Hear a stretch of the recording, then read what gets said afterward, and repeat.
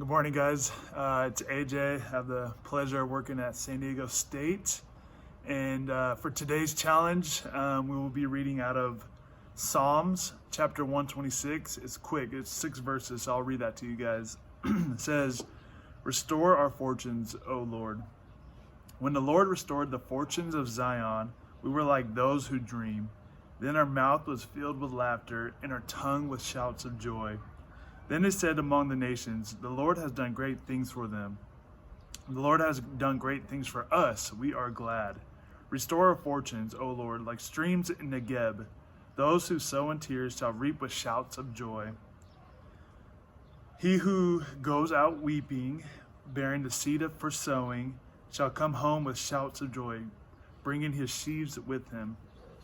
So restore our fortunes, O Lord. Bring us out of exile. I think what it's really saying here is a joy unexplainable once God brings them out of exile. And this is us today. It looks a little different, but when we are once free to go back to restaurants, to coffee shops, to school even, to parks, our tongues will be filled with shouts of joy and laughter and community. So we really long for that. I long for that myself. Just to hear laughter of close friends again, to hear the friendly debate at a coffee shop, to hear kids at recess, to hear the whizzing of a bike flying right past you while you're walking down the street. These are things that we long for. We long to hear joy and laughter again in person, in flesh, not simply over Zoom and FaceTime as we have been doing. So just like Jerusalem, we plead to God to restore our fortunes of back to a normal life. We are free to sow our daily lives with tears, knowing that we will reap the joy and laughter. And even if not, even if never this life gets restored back to normal, this promise still holds true to those who are in Jesus. For all of eternity.